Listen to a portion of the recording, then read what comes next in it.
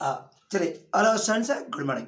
और हम लोग टॉपिक शुरुआत करते हैं। चलिए देखो, जैसा आपको मालूम है कि चेकलिस्ट वीडियो हम लोग चला रहे थे, तो चेकलिस्ट वीडियो में अभी तक आपको 3 वीडियो पहले डाल चुके थे और ठीक है, आज चौथा वीडियो यूज करते हुए चल रहे हैं। ठीक है, देखो आपको टॉपिक में, आज का टॉपिक में हम लोग इनवर्स सर्कुलर फंक्शन का वीडियो डालेंगे। जैसा मालूम है इस बार ये ऑब्जेक्टिव के श्रेणी में आता है, इसलिए टॉपिक एकदम बेसिक, लेकिन किसी भी मॉडल सेट में आप देखें तो 2 या 3 क्वेश्चन इसको कवर करता है। मतलब 2 से 3 नंबर का क्वेश्चन ये आपके टॉपिक में आने जा रहा है। और ठीक है, टॉपिक आराम से कर सकता है, इजी भी है, आपको जानकारी भी है। हम उसी टॉपिक को एक बार हाईलाइट करते हुए दिखाते हैं। और ठीक है, तो टॉपिक में आओ। तो कोई भी इनवर्स सर्कुलर फंक्शंस होता क्या है, पहले एक बार याद दिला दी। क्या अगर ऐसा लिखा हुआ है sine theta is equal to x, अगर साइन थीटा का वैल्यू एक्स के बराबर है तो आप जानते हैं थीटा बराबर क्या हो सकता है, तो that's equal to sine inverse x. अगर साइन थीटा का वैल्यू एक्स के बराबर है देन थीटा बराबर क्या होता है, तो that is sine inverse x. क्या आपको आइडिया है बात? मतलब साइन इनवर्स एक्स क्या है? Sign inverse x represent angle, ये एंगल को शो करता है जिसका साइन लिया जाए तो वैल्यू एक्स के बराबर है। ठीक है, साइन इनवर्स एक्स मतलब एग्जांपल के तौर पर साइन इनवर्स हाफ। तो याद करो साइन में ऐसा कौन सा एंगल है, साइन में ऐसा कौन सा एंगल है जिसका वैल्यू हाफ के बराबर होता है? बोलो, साइन थीटा की बात करें, साइन में ऐसा कौन सा एंगल जिसका वैल्यू हाफ के बराबर, तो ये वाला वैल्यू क्या हो सकता है, पाई/6 3rd डिग्री। तो ये वाला एंगल है 3rd डिग्री। क्या है बात? ठीक है बात। साइन में ऐसा कौन सा एंगल जिसका वैल्यू हाफ के बराबर, तो ये 3rd डिग्री। इसी प्रकार से बाकी इनवर्स भी डिफाइन किया जाता है। जैसे कॉस इनवर्स अगर हम लोग बोले हाफ, तो बताओ कॉस में ऐसा कौन सा एंगल जिसका वैल्यू हाफ के बराबर, कॉस में ऐसा कौन सा एंगल जिसका वैल्यू हाफ के बराबर, तो that should be equal to पाई/3 60 डिग्री। और ठीक है, साइन इनवर्स अगर हम लोग का बात किया जाए 1, तो इसका मतलब क्या होगा, साइन में ऐसा कौन सा एंगल जिसका वैल्यू 1 के बराबर, ये कैसा हो सकता है, 90 डिग्री। ठीक है, बस ये आपका 90 डिग्री। तो साइन इनवर्स 1 का वैल्यू हो गया पाई/2। इस तरह से बाकी इनवर्स को भी आप डिफाइन कर सकते हैं। और ठीक है, इसी प्रकार से बाकी inverse, sign inverse x, cos inverse x, ten inverse x, बाकी इनवर्स भी आसानी से डिफाइन किया जा सकता है, आप जानते तो है ही। और ठीक है, इनवर्स का बात करते हुए ये ऐसा। ठीक है, अब एक चीज आप ध्यान रखते हुए चलो, जैसे sine inverse half, sine inverse half का मतलब क्या होता है, ऐसा कौन सा एंगल जिसका वैल्यू हाफ। तो अगर हम ट्रिग्नोमेट्रिक हिसाब से सोचे तो इसका वैल्यू 30 डिग्री भी हो सकता है, पाई/6 या 150 डिग्री भी हो सकता है, या बहुत सारा एंगल पॉसिबल है। तो क्या इनवर्स में सारा एंगल डिफाइन है?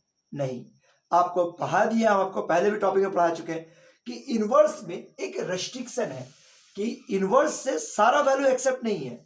इनवर्स में केवल एक खास रेंज आपको एक्सेप्टेड है, और वो रेंज ठीक बात आपको याद रखना पड़ेगा। ठीक है, मैंने range of value and angle, range of value and angle,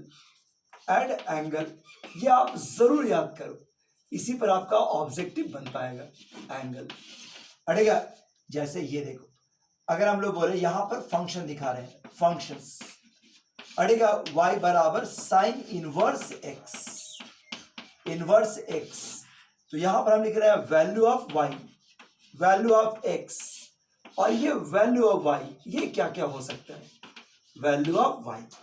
ठीक है, बस ये आपको याद तो होगा ही, लेकिन एक बार फिर से रिवीजन कर लो, नहीं है तो एक बार फिर देखो, साइन इनवर्स एक्स, पता ये x कब डिफाइन हो सकता है, जब x का वैल्यू लाइज करेगा -1 से +1 के बीच, और आपका आउटपुट क्या मिलेगा, -90 से लेकर +90 के बीच। क्या है? ठीक है, और अगर तुम्हारे पास कॉस इनवर्स लेते हो, कॉस इनवर्स, अड़ेगा कॉस इनवर्स एक्स लेते हो, तो एक्स का बाउंडेशन है -1 से +1, और आउटपुट आपको मिलेगा 0 से पाई के बीच, 0 से पाई के बीच। अगर आप टेन इनवर्स एक्स लेते हो, टेन इनवर्स एक्स लेते हो, तो इसका बाउंडेशन है -∞ से लेकर इन्फिनिटी तक। हाँ, -∞ से इन्फिनिटी का बराबर तो होता ही नहीं है, और इसका बाउंडेशन आपको एक्स का मिलेगा, वैल्यू का, सॉरी y का मान है, y का जो वैल्यू है वो आपको मिलेगा -90 से 90 के बीच, -90 से 90 के बीच। इसी तरह से अगर हम कॉट इनवर्स एक्स का डिफाइन करना चाहें, कॉट इनवर्स एक्स का, तो एक्स का बाउंडेशन अभी भी है -∞ से इंफिनिटी, और वाई का जो बाउंडेशन है वो है 0 से पाई के बीच, 0 से पाई के बीच। ये आपको याद करना है। ऐसे तो 4 से ही काम चल जाएगा, लेकिन अगर 6 याद कर लो तो ज्यादा अच्छा है। जैसे y बराबर कॉसेक इनवर्स x, अगर याद करें तो x का कंडीशन है कि x का वैल्यू या तो 1 या 1 से बड़ा होगा, या -1 या -1 से छोटा, और जो वैल्यू आपको मिलेगा अरे बस वो ऐसा -90 से 90 के बीच, -90 से 90 के बीच, केवल 0 नहीं होना चाहिए। और अगर सेक का बात करते हो, सेक इनवर्स एक्स, देखिए सेक इनवर्स एक्स का बाउंडेशन है आपका यही कि एक्स का वैल्यू 1 या 1 से बड़ा, या -1 -1 से छोटा, और बाउंडेशन है कि 0 से पाई के बीच का हो सकता है, केवल π/2 नहीं होना चाहिए। ये आपका कुछ कंडीशन है जो आप जरूर याद रखो। ठीक है, जितना भी इनवर्स का फॉर्मूला है वो इन कंडीशन को ध्यान रखते हुए बनाया गया, इन कंडीशन पर ध्यान रखा हुआ है, इसलिए आप इसको जरूर याद कर ले। और ठीक है, अब आओ, ठीक है, जैसे हम लोग के पास क्वेश्चन में क्या था, y बराबर cos इनवर्स 1/2, cos इनवर्स 1/2। अब बता इसका वैल्यू क्या होगा, cos इनवर्स 1/2, तो cos में हाफ कब आ सकता है, cos में हाफ का वैल्यू कब आ सकता है, तो तुम्हारे पास cos में 2 बार हाफ आ सकता है, एक बार 60 डिग्री पर और एक बार 300 डिग्री पर, तो π/6 π/3 और 5π/3। और अगर हम 0 से 360 की बात करें तो ये 2 पॉइंट्स पर, क्या ये दोनों वैल्यू एक्सेप्ट होगा, तो cos का कंडीशन क्या है, cos कंडीशन क्या था, cos में 0 से लेकर पाई तक, 0 से पाई तक, तो जो वैल्यू इसके बीच में पड़ेगा वही एक्सेप्ट, बाकी रिजेक्ट। बताओ, ये वाला एक्सेप्ट और ये वाला रिजेक्ट, यानी केवल एक आंसर हो सकता है π/3, भूल के भी -5π/3 नहीं। फिर से एक बार देखो, tan इनवर्स -1, अब बताओ tan में -1 कब आ सकता है, तो tan में -1, tan का वैल्यू -1 कब आ सकता है, ये हो गया 5π/4, तो ठीक है बस 3π/4, 135 डिग्री, क्या ये वाला एक्सेप्ट होगा, तो कंडीशन क्या था tan में कि y का जो वैल्यू है वो लाइज करना चाहिए -90 से 90 के बीच, तो क्या इसके बीच में है, नहीं, इसलिए ये वाला वैल्यू एक्सेप्ट नहीं होगा। तब कौन सा वैल्यू होगा, अड़ेगा y का वैल्यू -90 से 90 के बीच, तब कौन सा वैल्यू होगा, तब इसको निकालोगे आएगा -π/4, -45 डिग्री, -π/4, -45 डिग्री, और यही वैल्यू एक्सेप्ट, तो tan वर्स -1 का वैल्यू आ गया -π/4, क्या है बात, ठीक है, -π/4 एक्सेप्ट होगा, आएगा बस, तो ये आपका वैल्यू, तो इस चीज को ध्यान रखिए, रेस्ट्रिक्शन को ध्यान रखते हुए बनाइएगा, तो क्वेश्चन बहुत आसानी से बनता है। ठीक बस कंडीशंस को मैं वो रेस्ट्रिक्शन याद रखिए। देखो शुरुआत का पहला 5-6 ऑब्जेक्टिव, क्योंकि ऑब्जेक्टिव का इसलिए नहीं है तो ऑब्जेक्टिव को ध्यान रखते हुए चले। तो जैसा एक क्वेश्चन नंबर 3, अगर आपसे बोला जाए tan इनवर्स -√3, तो प्रोसेस क्या है, tan में आप सीधे माइनस को बाहर, -tan इनवर्स √3, और अब आप आराम से इसका वैल्यू पहचानो, और इसका वैल्यू है 60 डिग्री, सो आंसर है -π/3। ठीक है, cos इनवर्स -हाफ, ठीक है बस cos इनवर्स -हाफ, अगर आपको वैल्यू याद नहीं है, माइनस वाला वैल्यू याद नहीं है, तो माइनस बाहर, आप फॉर्मूला और कॉपी पलटिए एक बार, और cos इनवर्स -6 का फॉर्मूला होता है pi minus cos inverse half, pi minus cos inverse half का वैल्यू यानी कि π/3, सॉल्व कीजिएगा तो 2π/3, यह रिजल्ट हो गया 2π/3, कुछ इस तरह से वैल्यूज। एक क्वेश्चन नंबर 6 है, cosec inverse -√2, cosec inverse -√2, sine में 10 में या cosec में, साइन में 10 में या cosec में, माइनस बाहर, सेक में नहीं कीजिएगा, cosec में नहीं कीजिएगा, ये cot में नहीं कीजिएगा, और cos तो करना ही नहीं है, ये वाला बैलेंस, तो ये माइनस बाहर, सो ये वाला बैलेंस क्या है, cosec इनवर्स √2। अब बताओ cosec में √2 किसका मान है, तो 45 डिग्री का मान, -π/4। ठीक बस, तो आप इसका वैल्यू, इसको रेस्ट्रिक्शन को जरूर ध्यान रखिए कि जो रेंज आप याद की है क्या आप उसके अंतर्गत मिल रहा है या नहीं मिल रहा है, अगर मिल रहा है तो एक्सेप्ट, नहीं मिल रहा है तो आपको फॉर्मूला यूज करते हुए बढ़ जाना है। एक क्वेश्चन नंबर 7 हम लिखे हैं, देखो 7 number cos inverse half plus 2 sine inverse half. अब इसका value cos inverse half, cos का वैल्यू हाफ का हो सकता है पाई बाय 3 में, 60 degree pi by 3, so value क्या हो गया पाई बाय 3। और साइन इनवर्स हाफ का वैल्यू पाई बाय 6, काटिएगा तो पाई बाय 3, पाई बाय 3 और पाई बाय 3 जोड़ दीजिए, so result is 2 pi by 3, 2 pi by 3। एक क्वेश्चन ये देखो 9 नंबर लिखे, tan inverse root 3 minus sec inverse minus 2। इसका तो वैल्यू बहुत आसान है। इसमें अगर माइनस वाला वैल्यू में कंफ्यूजन है तो फॉर्मूला जरूर यूज कीजिए।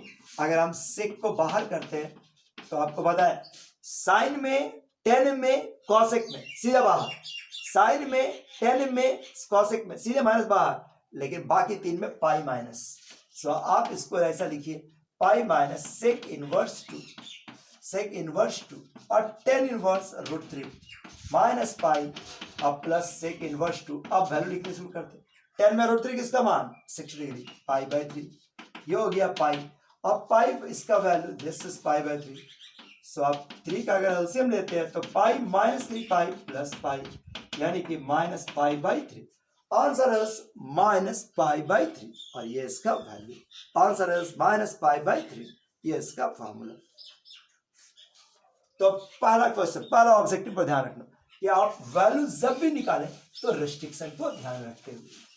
अब एक फॉर्मूला पर, सेकंड ऑब्जेक्टिव पर ध्यान दो। एक फॉर्मूला आप जानते हैं कि साइन ऑफ साइन इनवर्स, ये साइन इनवर्स साइन एक्स बराबर क्या होता है एक्स। सेम चीज रहा तो आप इसको डायरेक्ट यूज कर सकते हैं, टेन इनवर्स टेन एक्स अड़ेगा बराबर क्या होता है एक्स, आप इसको यूज कर सकते हैं। ठीक बस, लेकिन सावधान, ये गलती का बहुत बड़ा जगह है यहाँ पर। ये फॉर्मूला तभी वैलिड है, ये फॉर्मूला तभी वैलिड है जब ये अपने बाउंडेशन के अंतर्गत होगा। क्या बाउंडेशन था, माइनस 90 टू 90, एंगल का वैल्यू माइनस 90 टू 90, कॉस में 0 टू 180, टेन में माइनस 90 से 90। अगर ऐसा नहीं हुआ तो क्या फॉर्मूला काम नहीं करेगा। फॉर्मूला काम करने के लिए उसको ट्रिगोमेट्री के द्वारा एडजस्ट करना पड़ता है। अगर इसके अंतर्गत बाउंडेशन के अंतर्गत नहीं लाइज किया तो आप इसको इस बात का मतलब ले सकते हैं कि साइन थीटा को आप लिख सकते हैं साइन 180 माइनस थीटा अड़ेगा। अगर ये लाइज नहीं किया तो आप इस बात का फायदा ले सकते हैं कॉस थीटा अड़ेगा बस, तो कॉस थीटा को आप लिख सकते हैं कॉस 2 पाई माइनस थीटा, ये बाउंडेशन का फायदा ले सकते हैं। टेन थीटा है अड़ेगा बस, टेन थीटा का है तो 10 पाई माइनस थीटा, आप इसका फायदा निकाल सकते हैं। कॉट थीटा है, कॉट थीटा है तो कॉट पाई प्लस थीटा, ये वैल्यू देखो कॉट थीटा, तो वैल्यू तुम्हारे पास क्या हो गया कॉट पाई प्लस थीटा, मतलब आप इसको लिख सकते हैं pi minus theta, cot 180 minus theta बराबर होता है माइनस कॉट थीटा। इसका फायदा लेते हुए सवाल को पढ़ सकते हैं। क्या याद बढ़ी गया। अब जैसे ये सवाल देखो, जैसे मान लो ये सवाल आपका आता है sine inverse sine pi by 6, पता इसका वैल्यू क्या हो, sine inverse sine pi by 6, तुरंत अपने आप से बात करो क्या यह रेस्ट्रिक्शन के अंदर है या नहीं। पाई बाय 6 क्या माइनस 90 से 90 के बीच में है या नहीं, क्या माइनस 90 से 90 के बीच में है कि नहीं, बिल्कुल है। अगर ये 90 से 90 के बीच में है तो formula direct valid pi by 6। लेकिन अगर ये क्वेश्चन आपको आ जाए sine inverse sine 2 pi by 3, sine inverse sine 2 pi by 3, अब पूछा जाए क्या यह फॉर्मूला वैलिड है या नहीं, क्या यह फॉर्मूला वैलिड है कि नहीं, तो अब ये वैलिड नहीं। अब तुम्हारे पास इसको क्या लिख सकते हैं sine inverse sine pi minus 2 pi by 3, इस फॉर्मूला से तुरंत इसको एडजस्ट करो, क्योंकि ये 0 से 1 माने माइनस 90 से 90 के बीच में लाइज नहीं कर रहा है, तो अगर कोई इसको ऐसा लिख देगा तो ये गलत होगा, आपको इससे एडजस्ट करना होगा। यह समझ आया, यहाँ से लिखे साइन थीटा बराबर पाई माइनस थीटा, अब तुम एलसीएम ले लो तो साइन इनवर्स 3 पाई माइनस 2 पाई यानी कि पाई बाय 3, और अब तुम चेक करोगे तो ये आराम से वैलिड, और इसका वैल्यू क्या हो गया तो दिस इज पाई बाय 3। है कि नहीं कोई बात नहीं, ध्यान दीजिएगा देखना पड़ जाएगा। अब इसको ध्यान देते हुए बढ़ जाना। ठीक बस, अब इस चीज को देखो,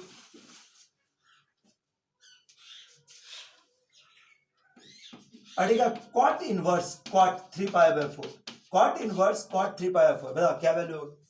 कॉट का रेस्ट्रिक्शन कितना था, याद करो, कभी पढ़ लो, 0 से पाई के बीच, तो आराम से फॉर्मूला वैलिड, यानी कि आंसर लिख सकते हैं 3π/4। अड़ेगा बस cot inverse cot inverse cot 7π/6, अगर हम लोग का ये वाला आ जाए तब क्या होगा? अब वैलिड कि नहीं वैलिड? वैलिड तो नहीं हो, तब तुम्हारे पास क्या हो सकता है? अब अगर ये वैलिड नहीं है तब तुम्हारे पास क्या होगा? सो ये देखिए, आप इस फॉर्मूला का यूज कर सकते हैं। अड़ेगा minus cot pi minus 7π/6, so cot inverse minus cot, LCM लोगे तो -π/6,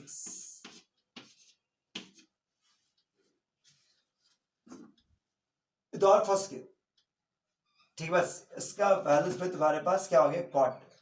कॉट को माइनस बाहर कीजिएगा तो पाई माइनस कॉट इनवर्स, नहीं सी फायदेमंद नहीं हो रहा है। अब इसका यूज तो उतना अच्छा नहीं है, तब आप इसका यूज करो, इन दोनों से अगर जल्द पड़ा तो इसको यूज करना, नहीं तो इसके अलावा एक और उपाय है, आप इसको लिख सकते हैं कि 10 पाई प्लस थीटा बराबर क्या होता है? दिस इज 10 थीटा, और कॉट पाई प्लस थीटा बराबर भी होता है कॉट थीटा। देख लेना जो जरूरत पड़ेगा। तो यहाँ पर फर्स्ट वाला से इससे फायदा नहीं हुआ, नीचे वाला दिमाग लगाते हैं।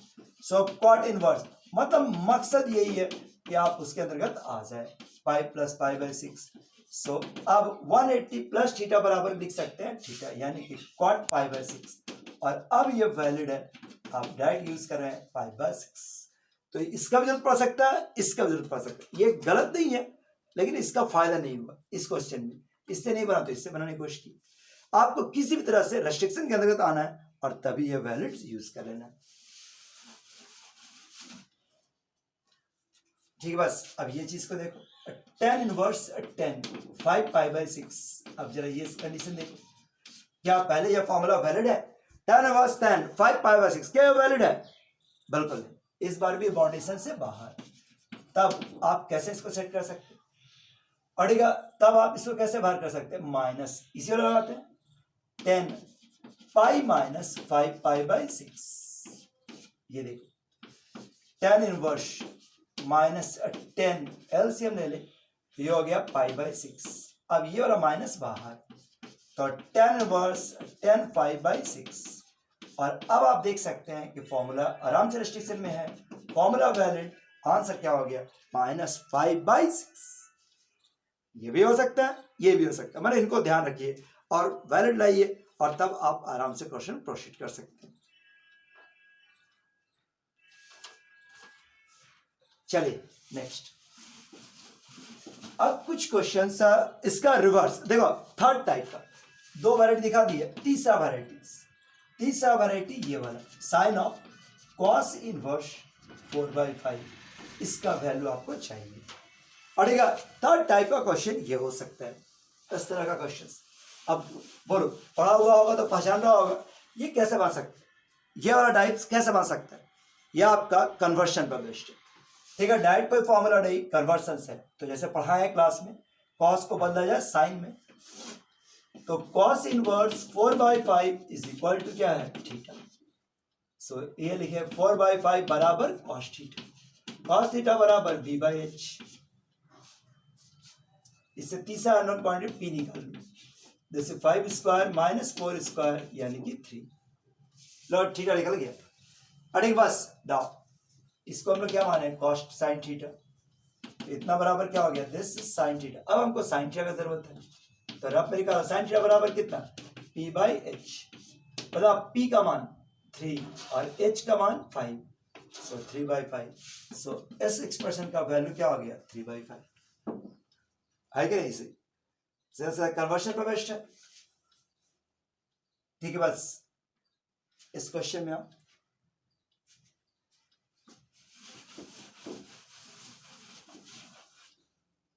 ठीक है, क्वेश्चन से आपको अब लिखे हैं एक, ये क्वेश्चन नंबर 29। देखो, tan inverse 2 cos 2 sin inverse 1/2। अब देखो, कन्वर्सन इससे भी सोच सकते हैं, लेकिन इसका वैल्यू तो आप आसानी से जानते हैं।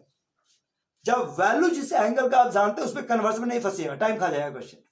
तो साइन इनवर्स हाफ का मान, साइन इनवर्स हाफ का मान क्या होगा? साइन इनवर्स हाफ का मतलब क्या हो गया? पाई बाई 6, काटिएगा तो पाई बाई 3 है कि नहीं?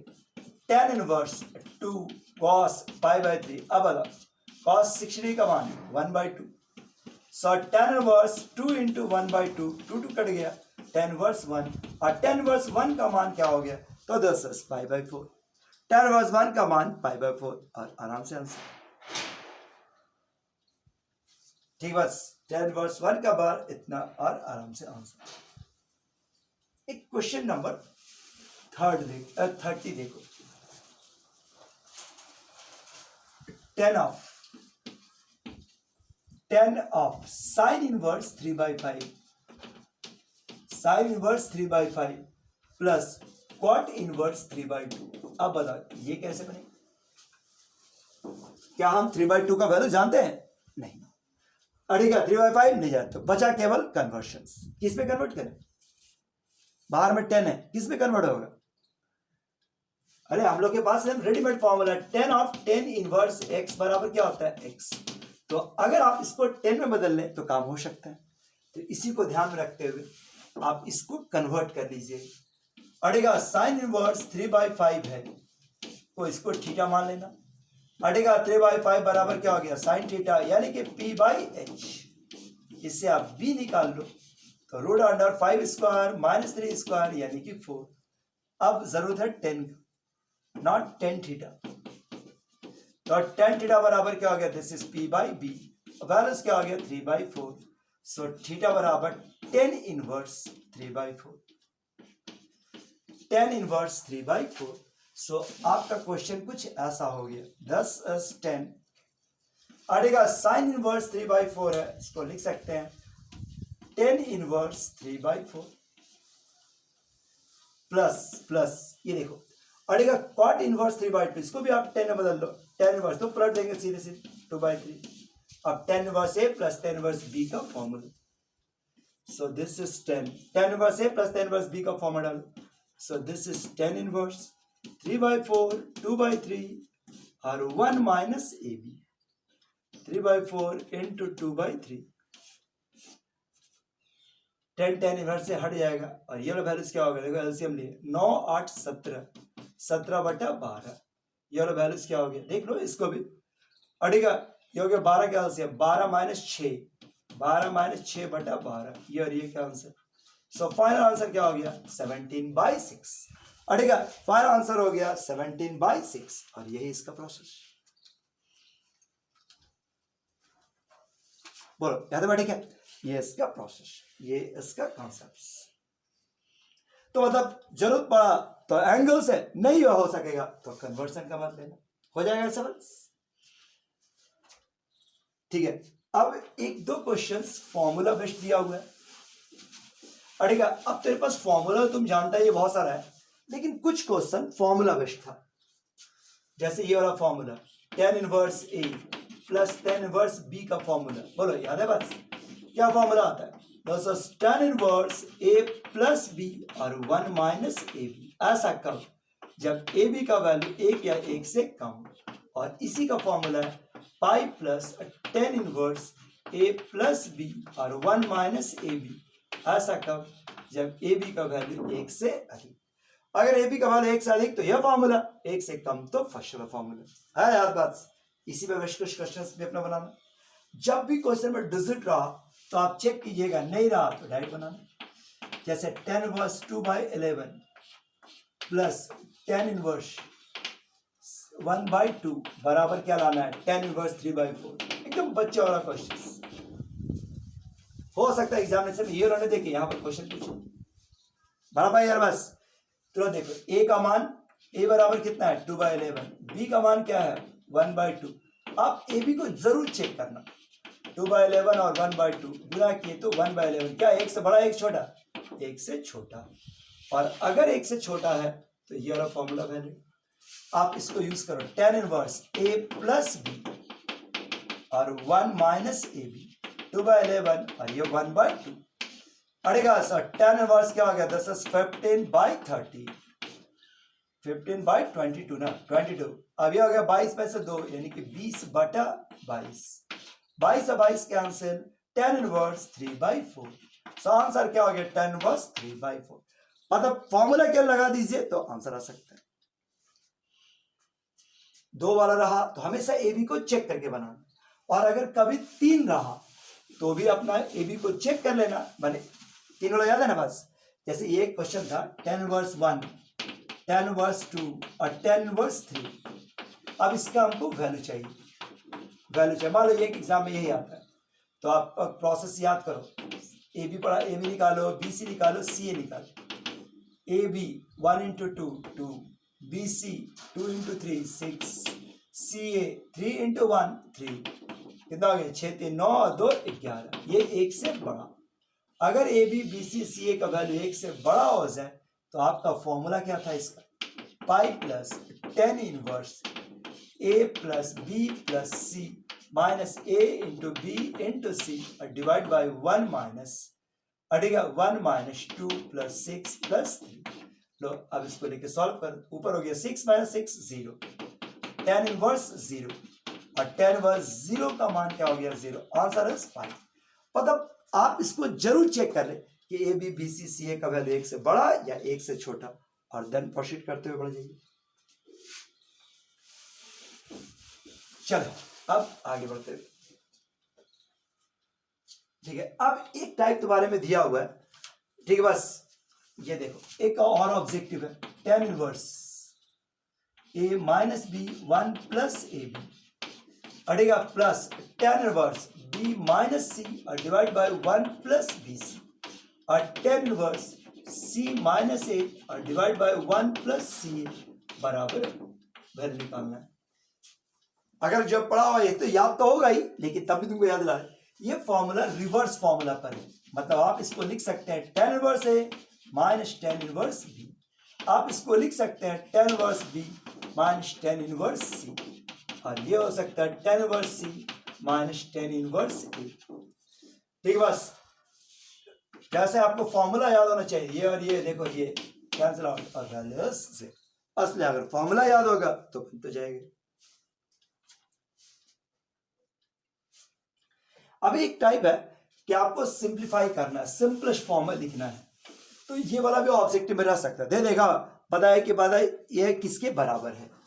जैसे ये क्वेश्चन देखो, कहेगा ten inverse 1 by x square minus 1 बराबर, चार्ट ऑप्शन दे रहेगा ये किसके बराबर। अब ऐसा क्वेश्चन कैसे बनाएंगे, तो इसमें आप सब्स्टिट्यूशन यूज करो, याद कर पढ़ाया था ना कैलकुलस में भी कि अगर क्वेश्चन में एक्स स्क्वायर माइनस ए स्क्वायर का फॉर्मेट है तो पुट कर देना x बराबर a सेक थीटा, ऐसा पुट कर लेना। तो जैसे आप ये क्वेश्चन सिंप्लीफाई शुरू करोगे तो tan inverse 1 by sec square theta minus 1, यानी कि tan inverse sec square theta minus 1 बराबर टेन स्क्वायर थीटा, रूट से बाहर आया तो टेन थीटा, अड़ेगा टेन इनवर्स और टेन को ऊपर ले गया तो कॉट थीटा।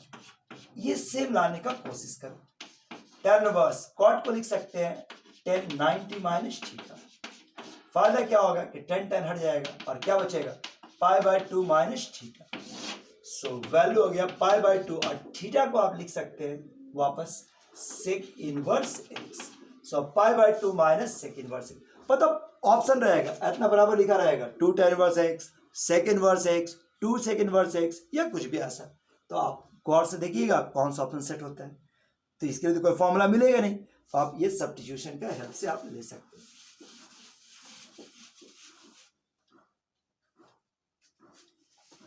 एक क्वेश्चन ये देखो, tan inverse 1 minus cos x और divide by 1 plus cos x, इसको आपको सिंप्लीफाई करना है। 1 माइनस कॉस एक्स 1, तो ये सब क्या आपका टेस्ट कर रहा फॉर्मूला, आप देखो 2 साइन स्क्वायर एक्स बाय 2, ऐसा हमको उम्मीद तो है कि आप लोग तुम लोग बना लोगे इसको, लेकिन तब भी सिंपलेस्ट फॉर्म करने का मतलब यही कि आप ट्रिग्नोमेट्री का यूज करते हुए उस टर्म को थोड़ा छोटा कर दीजिए, रूट से बाहर आए तो कुछ ऐसा आया, अड़ेगा टेन इनवर्स 10x बाई 2, अब दोनों से 10 हट जाए तो वैल्यू क्या हो जाएगा x बाई 2। तो ये इसका सिंपलेस्ट फॉर्म जब भी जरूरत पड़ा तो आप इसको इस तरह से आप अरेंज कर सकते हैं।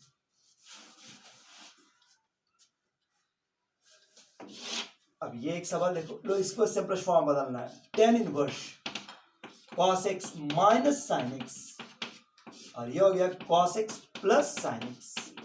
इसको सिंपलेस्ट फॉर्म में बदलना है, बताओ कैसे बनाए। थोड़ा सा गौर से देखो, तो ऐसा सवाल में क्या है ना, इस तरह का जो टर्म्स रहेगा यहां जितना रहेगा उसी से डिवाइड कर देना सारे न्यूमरेटर डिनोमिनेटर। जैसे आप डिवाइड कीजिए, बताओ इसको cos से डिवाइड करो, cos डिवाइड करोगे तो 1, इसको cos से डिवाइड करोगे तो sin बाई cos यानी कि 10x, इसको cos से डिवाइड करोगे तो 1, इसको डिवाइड करोगे तो 10x। अब अपने से 1 गुना के पहचानो इसको, a minus B 1 plus A B, a minus B 1 plus A B, तो tan inverse a minus tan inverse 10x। tan inverse 1 का मतलब क्या हो गया, पाई बाय 4, और tan इनवर्स 10x का वैल्यू हो गया x। So result is pi by 4 minus x, pi by 4 minus x, और इस तरह का वैल्यू सेटअप। इसलिए ऐसा कोई भी क्वेश्चन रहेगा ना, आराम से इसको सेटअप किया जा सकता है, सिंप्लीफाई हो सकता है। गौर से केवल सवाल को देख लो, क्वेश्चन बनते चल जाएगा। ठीक है, ये एक सवाल को देखो, this is cot inverse root under 1 plus sine x, और ये हो गया 1 माइनस साइन एक्स। अब ये भी बहुत इंपॉर्टेंट क्वेश्चन में से आ सकता है, कहेगा इसको सिंपल फॉर्म लिखिए या वो पहचानिए ये कौन सा हो सकता है एक्स। ठीक है, बस इसका वैल्यू निकालने की कहेगा। तो अगर आप में से किसी को याद है तो बना लो खुद से, और नहीं याद है तो देखो इस तरह का क्लास में डिफरेंशिएशन के दौरान कोई क्वेश्चन में आया होगा। इस 1 को लिख सकते हैं cos square x by 2 plus sine square x by 2, और इसको लिख सकते हैं 2 sin x by 2 cos x by 2। देखो हम अलग से करते हैं, 1 प्लस साइन x को आप लिख सकते हैं cos square x by 2 plus sine square x by 2 और 2 sin x बाई 2, ट्रिग्नोमेट्री का फॉर्मूला। ठीक है, बस इसका मतलब क्या हो गया, cos x by 2 plus sine x by 2 का होल स्क्वायर। अगर 1 प्लस साइन x बराबर ऐसा लिख सकते हैं। अगर हम रूट डालना चाहें तो इस पर भी रूट डालाएगा और स्क्वायरिंग हट जाएगा, और क्या बचेगा cos x बाई 2 और प्लस साइन x बाई 2, यानी root under 1 plus sine x को लिख सकते हैं cos x by 2 plus sine x by 2। क्या है ठीक हो, तो यही इसको लिख सकते हैं, यही चीज सोचो, इतना बराबर ऐसे लिख सकते हैं, देख लो यार से। ठीक है बने, ये सवाल हो गया ऐसा, cot inverse cos x by 2 और प्लस साइन x बाई 2। अब जरा इसको देखो, यहां पर अगर माइनस रहेगा, यहां पर माइनस, यहां माइनस, यहां वाला माइनस, ये तो 1 का मान है ना, यहां माइनस, ये वाला माइनस आ जाएगा, यहां भी क्या आ जाएगा माइनस, यानी सेकंड वाला का वैल्यू हो जाएगा cos x बाई 2 और sin x बाई 2। यही बात नीचे भी cos x by 2 plus sin x by 2, और ये वाला वैल्यू क्या हो जाएगा cos x बाई 2 और माइनस sin x बाई 2। बोलो या तो ठीक है, ये और ये कैंसल, ये और ये cancel, cos x by 2 cos x by 2 यानी कि 2 cos x बाई 2 और नीचे 2 sin x बाई 2। तो देखिए सवाल कुछ ऐसा हो जाएगा, पढ़ेगा सवाल कुछ ऐसा हो गया, 2 cos x बाई 2 और 2 sin x बाई 2। ठीक है, 2 2 कैंसल, सो cot इनवर्स पढ़ेगा, cot inverse cot x by 2 और cot हटा दिए तो वैल्यू क्या हो गया x बाई 2। तो आप इसको सिंपलेस्ट फॉर्म से जरूर जानो, हो सकता है 4 ऑप्शंस में से सिंपलेस्ट फॉर्मूला भी दे दे, मॉडल सेट में नहीं है लेकिन पॉसिबल है, आप इसको एक बार देख लें। ठीक है, ये रट दे जाओ, बाकी अपना सिंप्लीफाई कीजिए, तो जो भी दिक्कत होगा हमसे बनाइए, हम सॉल्व क्वेश्चन को, ये जो पूरा क्वेश्चन सेट है ये देखो, इसको एक बार देख लो, एक बार क्विक रिवीजन कर लो, कोई भी हाई फाई क्वेश्चन नहीं रखे, बस जो तुम्हारे मॉडल सेट से मिलता जुलता है या जो तुम्हारे पास क्वेश्चंस आ सकता है, हम तुम्हारे पास केवल वो क्वेश्चन रखे हैं। ठीक बात, ताकि आपको ज़्यादा दिक्कत ना हो।